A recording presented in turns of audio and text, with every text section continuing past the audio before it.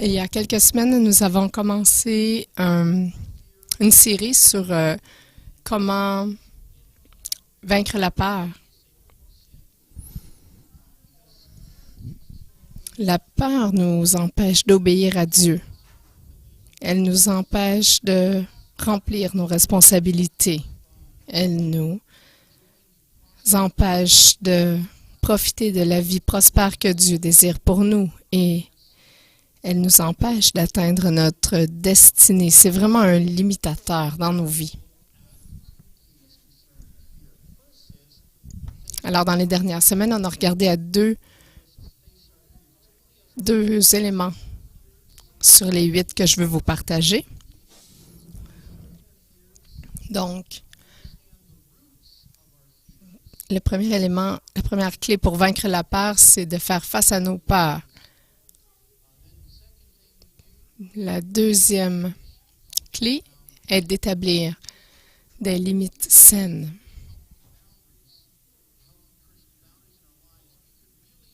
Si nous établissons des limites saines dans nos vies, on peut éliminer beaucoup de ces peurs que nous combattons. Il y a beaucoup de nos peurs qui sont reliées aux autres, que les gens nous manipulent, nous contrôlent, profitent de nous, de nos ressources. Et ça, si on a des limites saines, on va pouvoir éviter cela. La troisième clé que je veux vous partager aujourd'hui, c'est d'accepter les vérités de Dieu.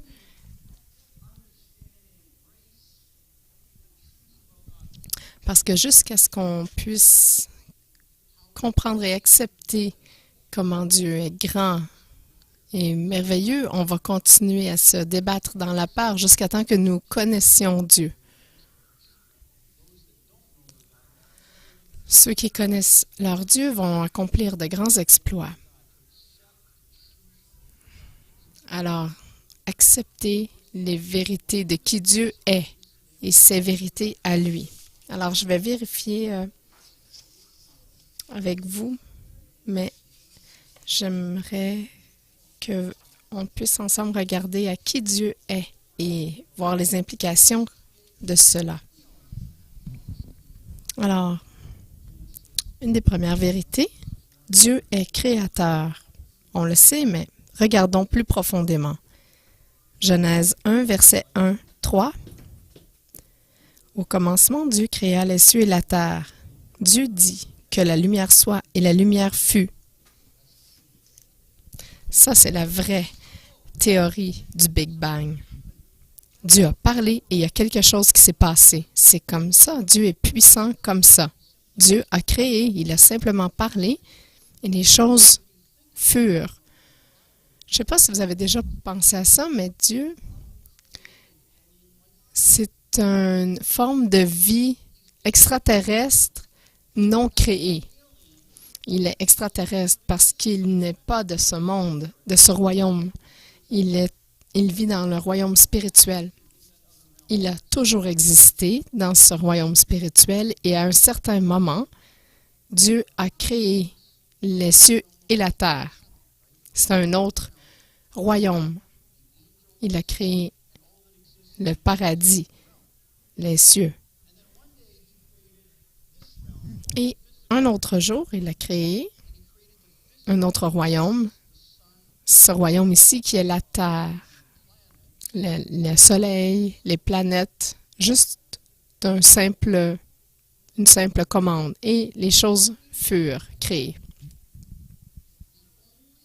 Ensuite, il a créé la race humaine. C'est la seule fois où il a touché quelque chose pour le créer. Il a formé l'homme à partir de sa main.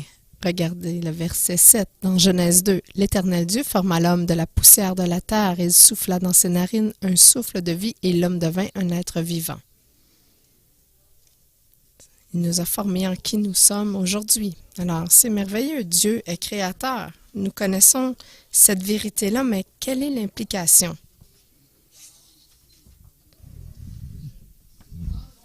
L'implication numéro 1, c'est que Dieu est tout-puissant parce qu'il est le seul être non créé.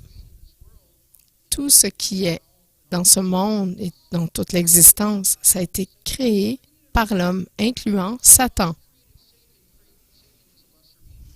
Parce que Satan est quand même un être inférieur. Est-ce qu'on comprend ça? La bataille entre Dieu et Satan n'est pas une bataille équitable. C'est une bataille entre un Dieu géant et un minuscule ennemi. C'est important de comprendre ça. C'est pas un gros diable et un petit Dieu. Satan, c'est seulement un archange. Il n'est pas un Dieu. Il n'est pas Dieu. Alors, on ne doit jamais avoir peur de Satan. La première fois que j'ai été confrontée par un être démoniaque, j'ai juste dit d'arrêter et il a arrêté.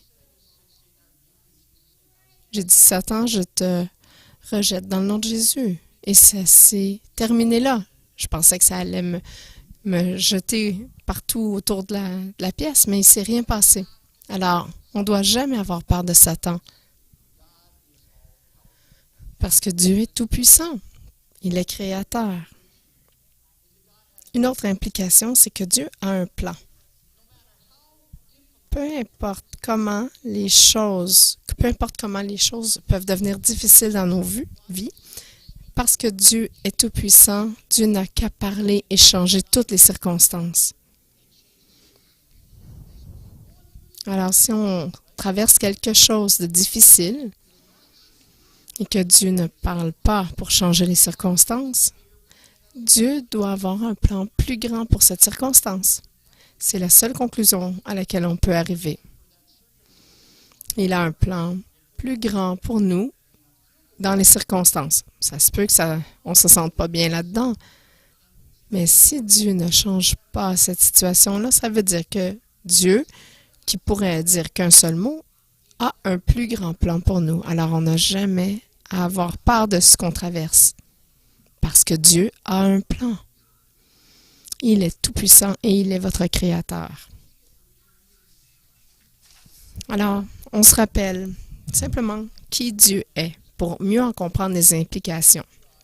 Deuxième vérité, Dieu est éternel. Regardez Jérémie 10, verset 10. Mais l'Éternel est Dieu en vérité. Il est un Dieu vivant et un roi éternel. Apocalypse 22, verset 13. Je suis l'alpha et l'oméga, le premier et le dernier, le commencement et la fin.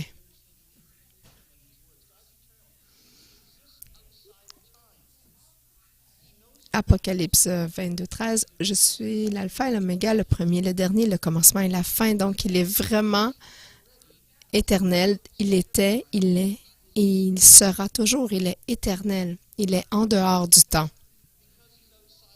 Parce qu'il est hors du temps, non seulement Dieu connaît le passé, le présent et le futur, il a déjà expérimenté le passé, le présent et le futur, parce qu'il est hors du temps. Et ça veut dire qu'il a déjà expérimenté notre passé, notre présent et notre futur. Parce qu'il est hors du temps. Il me regarde et peut voir dans le passé, dans le présent et dans 20 ans. Il voit, lorsque je suis né, il voit tout. Il voit cette ville jusqu'à dans 100 ans, jusqu'à ce qu'il revienne. Alors, qu'est-ce que ça implique que Dieu soit éternel? Bien, ça implique que Dieu n'est jamais surpris. Peu importe ce qu'on expérimente, peu importe les choix que nous faisons, Dieu n'est jamais surpris. Il ne dit jamais « Ouf, j'ai pas vu ça venir ». Je me rappelle la première fois que cette constatation-là, je l'ai réalisée. J'ai fait une décision qui n'était pas j'ai fait une mauvaise décision et je me suis sentie tellement comme un échec. Quelqu'un m'a dit, est-ce que tu penses que Dieu savait que tu ferais cette décision, mauvaise décision-là? Est-ce que tu penses que Dieu connaissait les implications de ton mauvais choix? J'ai dit oui. Est-ce que tu penses que Dieu a un plan pour racheter ce que tu as fait? Et j'ai dit, ah oui. Tout à coup, quand j'ai compris cette révélation-là, chaque échec est devenu un succès parce que Dieu m'a permis d'aller à travers ces épreuves-là parce qu'il avait un plan. Tout de suite, le découragement s'est dissipé et tout s'est transformé parce que maintenant, je coopérais avec son plan au lieu de juste me dénigrer. Dieu connaît exactement ce qu'on va faire, ce qu'on va dire. Alors, il est préparé pour chacune de nos actions. Il a déjà une solution avant même que nous ayons créé le problème. Il a déjà la solution. Alors, on n'a pas à avoir peur de nos erreurs. On ne doit pas avoir peur, vraiment, aucune peur de nos erreurs ou de ce qui va nous arriver. Dieu a déjà une solution pour nous. Dès qu'on le dit, qu'on fait le mauvais choix, la solution est déjà là. La deuxième implication que Dieu est éternel, c'est que Dieu connaît notre douleur actuelle et passée et future. Il connaît la douleur que nous allons traverser, que nous n'avons pas encore connue. Il connaît chaque larme, chaque douleur, chaque soupir, chaque grognement. Il est complètement capable de compatir avec nous alors que nous traversons ces épreuves. Nous n'avons à avoir peur d'aucun défi futur parce qu'on sait que Dieu va aller avec nous à travers, en nous accompagnant. Il ne dit pas « Ah, celui-là, vas-y tout seul, j'en ferai pas partie. » Non, il vient partout avec nous. Alors, lorsque nous faisons face ou nous ferons face à ce problème, il va y faire face avec nous, dans le milieu du problème,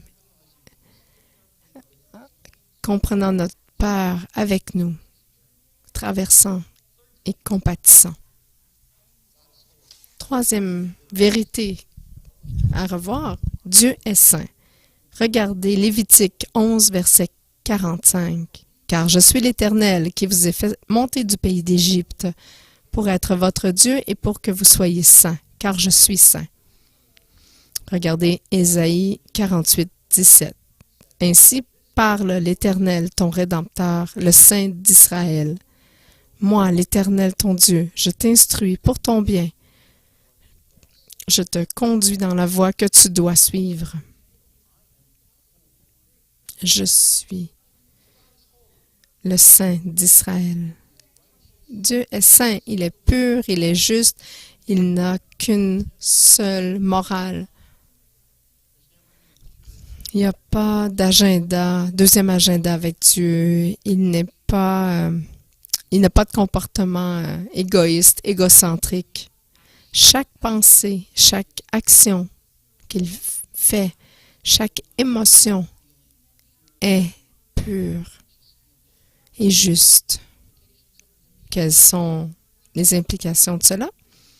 Bien, on le sait qu'il est saint, mais quelles sont les implications pour nous? Les interactions de Dieu avec nous sont sacrées et elles le seront sacrées.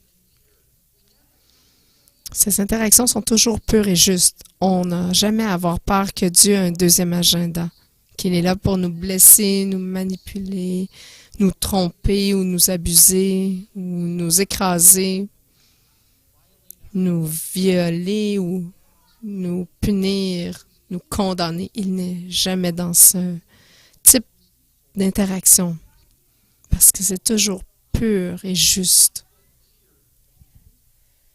On n'a jamais à avoir peur de la main de Dieu parce qu'il est saint. La deuxième implication, je crois qu'il y en a beaucoup qui doivent recevoir ça encore, c'est que Dieu est pour nous. Parce qu'il est saint, il est de notre côté. On connaît les mots saint, pur, juste, mais la définition profonde, complète de saint veut dire mis à part pour un usage sacré. Suivez-moi ici. Dieu, quand il nous dit que je veux que vous soyez saints, il nous dit mettez-vous à part pour un usage sacré. Il veut que nous nous dévouons à lui pour son usage sacré. Mais Dieu dit aussi que le sabbat est sacré, que nous soyons dans le repos, le chercher, nous renouveler. Le tabernacle était sacré parce qu'il voulait qu'il lui soit réservé pour l'adoration. Toutes les fêtes d'Israël étaient sacrées parce que Dieu voulait les utiliser pour un usage sacré, que les gens puissent venir s'isoler pour aller plus près de Dieu. Même les poêles et les chaudrons utilisés étaient saints et sacrés parce que Dieu voulait qu'ils soient utilisés seulement pour l'adoration, son adoration. Alors, je vais vous donner un petit peu le but de tout ça.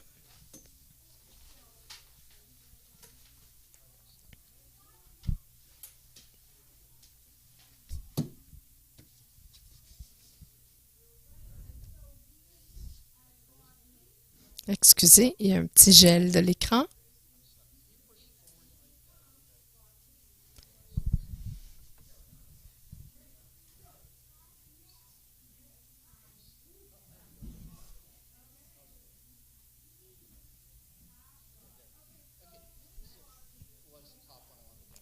Bon. Alors, regardez Lévitique 11:45. Soyez saints, car je suis saint. Si la sainteté veut dire d'être à part pour un usage sacré de Dieu, Dieu dit, je suis saint aussi. Dieu dit, je suis saint. Alors Dieu s'est mis à part lui-même pour un usage sacré. Parce que c'est ce que le mot sacré veut dire. Mais pour quelle raison Dieu s'est-il mis à part? Il s'est mis à part pour nous. Il s'est séparé pour nous. Il s'est mis à part pour nous. Dieu a sorti les Israélites d'Égypte et les a mis à part pour se mettre à part pour eux. Il les a séparés pour le servir et il s'est mis à part. Il s'est engagé à être. Il a dit, je me suis mis à part pour être votre Père, pour bénir un certain peuple. À un certain moment, Dieu s'est engagé à se mettre à part pour eux spécifiquement. Et c'est ça une alliance. Dieu a fait le choix pour le reste de l'éternité de se mettre à part pour être leur Dieu. Et grâce au travail accompli de Jésus sur la croix, nous sommes aussi des enfants de ce même Dieu qui s'est mis à part pour nous. Il est notre Dieu. Il est notre Père. Dieu a décidé que pour le reste de l'éternité, il s'engageait à devenir votre Père, vous bénir et pourvoir pour vous jusqu'à la fin des temps. Il s'est mis à part, il est saint pour nous. J'espère que vous comprenez bien ça parce que c'est très puissant. Le Dieu Tout-Puissant s'est mis à part pour nous bénir, nous aimer. Dieu est pour nous, pas contre nous. Alors, on ne doit jamais avoir peur que Dieu va se mettre en colère et il va faire quoi que ce soit pour nous blesser. Parce que Dieu s'est engagé envers nous pour le reste de l'éternité, pour notre bien.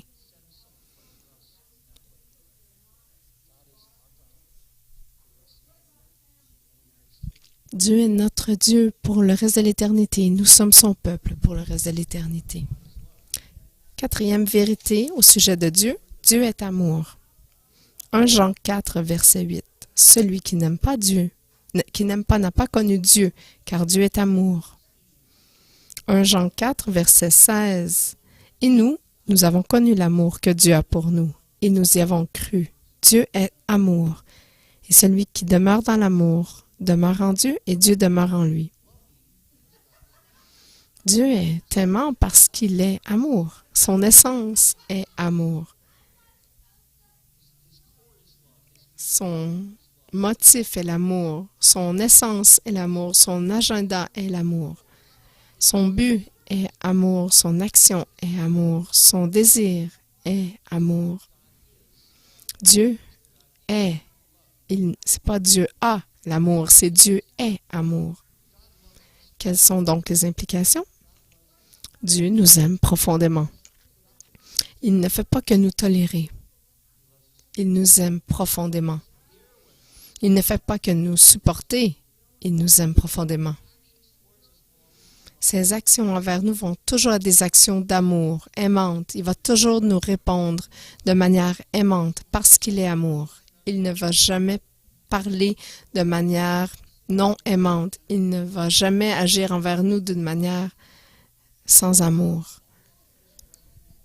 Il va toujours nous traiter de façon juste et avec beaucoup de compassion, beaucoup de soin. On ne doit jamais avoir peur de Dieu parce qu'on est ses enfants. Et comme on est ses enfants, il nous aime profondément. Deuxième implication, que Dieu soit amour, c'est que son amour, l'amour de Dieu, est en nous. Dieu vit en nous, son esprit vit en nous, alors il vit en nous. On ne doit pas supplier Dieu de nous montrer, de nous enseigner comment aimer. Parce que l'amour éternel vit déjà en nous. On n'a seulement qu'à le laisser couler à travers nous. C'est tout ce qu'on a à faire. Alors laissez l'amour s'écouler librement hors de vous. L'Esprit de Dieu est en vous. Quand j'ai commencé à comprendre ça, que je ne devais pas me forcer, elle a partagé qu'elle a eu de la misère à aimer sa mère. Dieu lui a dit, « Laisse-moi aimer ta mère à travers toi. »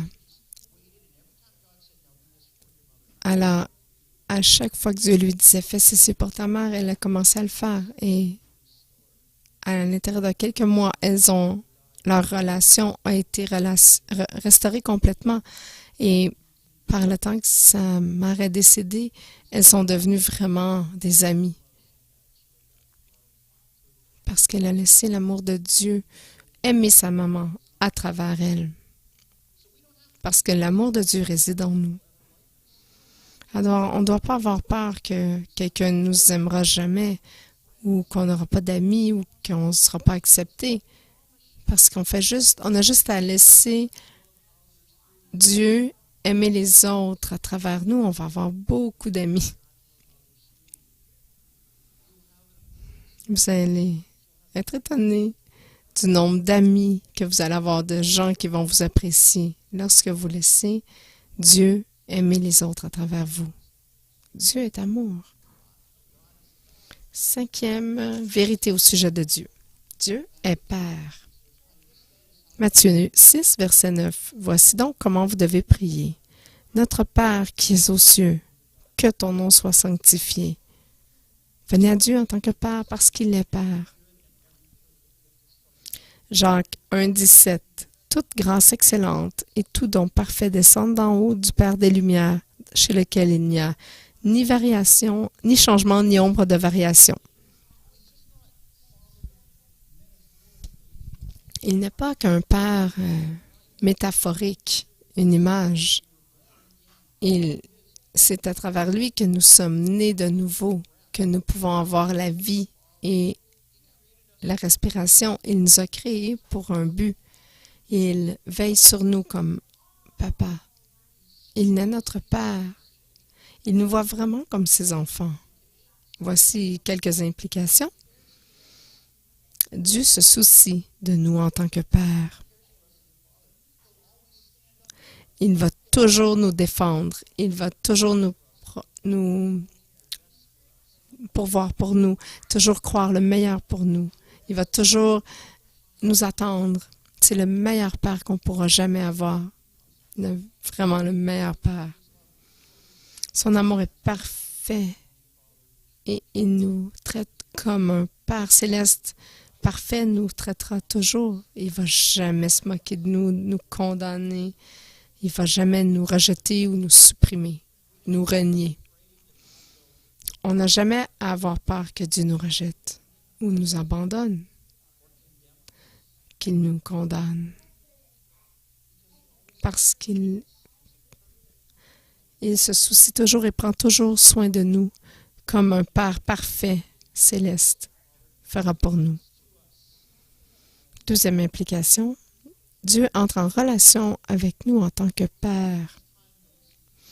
Il a toujours du temps pour nous écouter, il n'a jamais trop occupé. Il est toujours approchable. On doit avoir l'audace d'aller vers le trône de Dieu. Il est roi, oui, mais il est notre Père, donc on peut avancer en tout temps à son trône. Comme on peut toujours appeler en tout temps.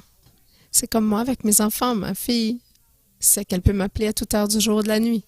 Si je suis près du téléphone, je vais répondre. Alors, Dieu est toujours approchable, toujours plein de compassion et tendre envers nous. Il connaît notre douleur, nos peurs, nos échecs, et il est toujours prêt à nous réconforter. Toujours prêt à nous entourer de ses bras d'amour. Toujours prêt à nous encourager, nous guérir, parce qu'il est un Père parfait. Il est le meilleur Père. Le meilleur Père. Il est vraiment Abba, Père, Papa. Il nous traite toujours comme son fils, sa fille, jamais comme un orphelin.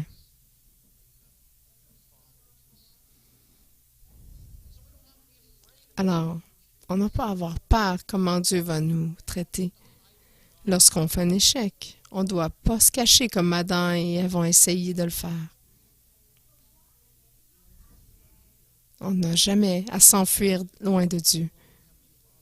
Si on pouvait seulement comprendre comment aimant il est, à chaque fois on voudrait courir vers lui. C'est important d'enseigner ça à nos enfants. Quand ça ne va pas, quand ils ont fait quelque chose de mal, de courir vers Dieu.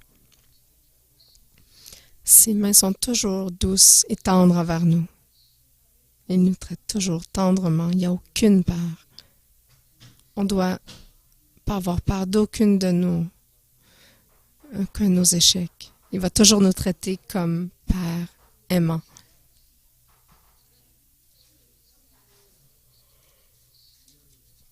La dernière vérité que je veux partager aujourd'hui avec vous, c'est que Dieu est juge. Tout de suite, dès que je dis ça, les gens disent « Oh mon Dieu, il est juge. Il nous juge. » Non, écoutez bien. Regardez Hébreux 12, 23. Du juge qui est le Dieu de tous. Psaume 7, 11. Mon bouclier est en Dieu qui sauve. Est en Dieu qui sauve ceux dont le cœur est droit. C'est un juge juste. Alors, comme il est juste, il juge toujours de façon juste. Jamais à cause de la colère ou dans la frustration ou dans le désappointement. Il est juste et tout-puissant dans toutes les situations. Il a le dernier mot. Il a le dernier mot dans toutes les situations, peu importe ce que votre passerons dit, ce que votre ennemi dit, c'est Dieu qui a le mot, le dernier mot. Alors, peu importe ce qu'un juge d'une cour inférieure dira, Dieu a le droit et la puissance de changer le jugement. C'est lui qui a le dernier mot.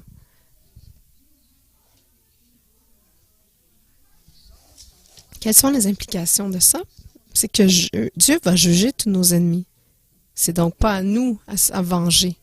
Au bon moment, Dieu va juger nos ennemis. On n'a pas à avoir ce fardeau-là sur nous de repayer et se venger à ceux qui nous ont fait du tort. C'est Dieu qui va le faire. Peu importe ce qui a été fait, ce qui nous a été fait, on peut bien dormir le soir parce que Dieu s'en occupe. Il est le juge. Il est le juge final. Donc, il va faire un jugement juste sur nos ennemis. Peu importe comment vicieux nos ennemis peuvent être, Dieu va les juger. On peut vivre dans la paix et les laisser parce qu'ils sont dans le camp de Dieu maintenant. Il ne faut pas les garder sur notre crochet parce qu'ils sont maintenant au crochet de Dieu. Il va le faire au bon moment, de la bonne manière. Le problème avec nous, les humains, c'est qu'on va juger de manière trop raide ou trop douce. Mais c'est seulement Dieu qui est assez sage pour savoir quel jugement être approprié. Alors, laissons le jugement à Dieu. Et Dieu va toujours faire le bon jugement au bon moment. Il va toujours donner la sentence que les ennemis méritent, pas celle que nous croyons qu'ils méritent. Et la deuxième implication, je trouve ça vraiment génial, c'est que Dieu est notre juste juge. Parce que Dieu va toujours faire le bon jugement envers nous, comprenant ce que Jésus a fait sur la croix pour nous. Alors, lorsque vous avez été jugé injustement par les hommes ou par Satan, on n'a simplement qu'à venir au trône de Dieu, de notre Père, pas si on a été traité injustement ou peu importe, on va au trône de Dieu et il nous juge non coupables. Parce que si on n'est pas coupable, si vous n'êtes pas coupable, vous pouvez aller à Dieu, au juge, sans crainte. Si vous êtes coupable, vous avez besoin d'un bon juge. Lorsque Satan essaie de nous condamner, de nous décourager, de nous critiquer, lorsqu'il nous crie tous les noms par la tête, on a juste à aller au juge juste qui dira non coupable. Lorsque les gens essaient de nous donner des malédictions, on a juste à aller à notre Père juge et il va dire non, je décide, je renverse le jugement. Ceci est mon fils, ma fille. Il n'y a rien que vous allez faire. Lorsque un docteur dit maladie fatale, on a à aller à notre Dieu et il va dire non, mon fils, ma fille aura la vie. J'ai un plan pour prospérer ce fils, cette fille, lui donner de l'espérance et un futur. C'est notre juste juge qui juge toujours justement et qui va toujours renverser les jugements de juges inférieurs. Et les jugements de Dieu sont toujours pour notre bénéfice. Parce que nos vies sont couvertes par le sang de Jésus et il nous perçoit comme justes à son regard. Alors pour moi, c'est vraiment merveilleux. Je connais ce médecin qui, juste avant de prendre sa retraite, elle m'a dit « Ah, le sucre dans ton sang est pas très très bon, tu es sur le bord de faire du diabète. » Et Ça m'a pris 10 ans avant de trouver un nouveau docteur. Et j'ai prié, j'ai attendu, puis quand j'ai trouvé mon nouveau médecin, il m'a dit, ton sang est très, très bien, il n'y a rien, il n'y a aucun problème.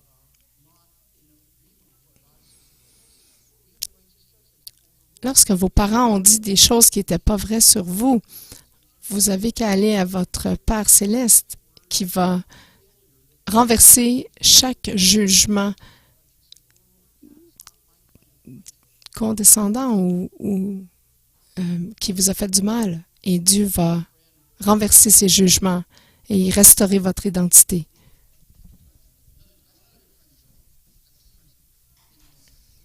J'ai un de mes amis qui s'appelle Joe, qui a été élevé sur une réserve indienne. Ses parents étaient alcooliques. Ses grands-parents étaient alcooliques. Et on a parlé. Puis finalement, il est venu pour travailler pour moi. Et à un moment donné, on a échangé sur sa culture, sur la société. On a renversé tous les jugements avec les commandements de Dieu. Et maintenant, ce Joe est maintenant un culturiste international qui amène l'Évangile dans ce monde. Et à un certain moment,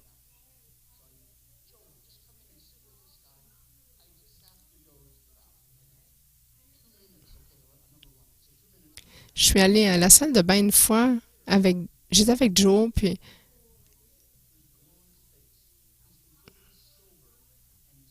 il y avait un homme qui était saoul et il me suivait, puis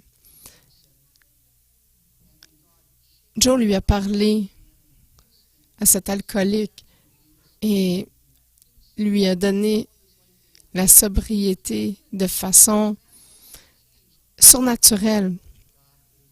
Parce que Joe, qui a vu les jugements sur sa vie renversés, a partagé l'Évangile avec cet alcoolique. C'est notre juge aimant et juste. Si on pouvait bien comprendre tout ça, on n'aurait pas peur des condamnations et des accusations du monde contre nous. Parce que Dieu triomphe. Alors, la troisième clé pour avoir la victoire et surmonter la peur, c'est d'accepter les vérités de Dieu, qui il est et ses implications. Beaucoup de nos peurs sont dues au fait qu'on ne comprend pas ou on ne connaît pas ou on ne croit pas certaines vérités au sujet de Dieu.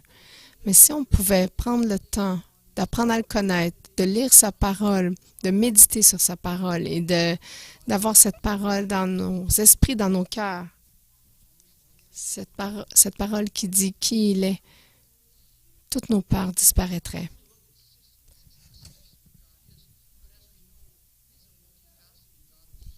On a regardé simplement 6 facettes de Dieu aujourd'hui, mais on sait qu'il y en a beaucoup plus que 6. Regardez, il est éternel, Yahweh, le Père éternel, le Christ, le juge de la terre, l'enseignant, le roc, le prince de la paix. Adonai, il est la vérité. Il est le conseiller merveilleux, la lumière du monde, l'alpha et l'oméga. Abba, Père. Dieu est tellement grand si on pouvait comprendre sa nature parfaite, toute puissante, omniscient, omnipotent. Il y en a tellement, mais il est aussi présent. Il connaît tout et il est aimant. Il est notre Père. Levons-nous ensemble. Nous disons, maintenant, c'est le temps de te connaître par qui tu es vraiment et de voir ta grandeur. La Bible dit de magnifier notre Père. Qu'est-ce que ça veut dire? C'est de le grossir à nos yeux. Dieu est déjà grand, mais peut-être pas à nos yeux. Alors on doit changer de perspective et le laisser devenir grand tel qu'il est, à nos yeux aussi. Alors Seigneur, donne-nous cette habilité pour te voir tel que tu es, te faire confiance et donne-nous la perspective pour voir ta grandeur. On a 3 questions qu'on peut se poser. Quelles peurs dans ma vie sont dues à ne pas croire que Dieu est qui il est? Parce que je ne crois pas ce que Dieu dit, ce qu'il est. 2e question. Pour chaque peur, quel est le mensonge que je crois à propos de Dieu? Et 3e question, qu'on va parler la semaine prochaine. Quelle vérité puis-je utiliser pour remplacer et surmonter les mensonges de ma vie? Ces mensonges qui vont vous voler, qui vont vous limiter, vous voler. Lorsqu'on voit Dieu tel qu'il est, quelle est cette chanson? Tournez mes yeux vers Jésus. Lorsqu'on voit, on tourne les yeux vers Dieu, vers notre grand Dieu, soudain nos problèmes deviennent plus petits. Ma prière pour cette semaine, pour nous tous ici, mais aussi pour moi-même, Seigneur, je mets mes mains sur mes yeux. Donne-nous des yeux pour voir comment tu es grand. Donne-nous des yeux et un cœur pour comprendre comment tu es vraiment grand et quelles sont les implications de ces vérités dans nos vies. Seigneur Dieu,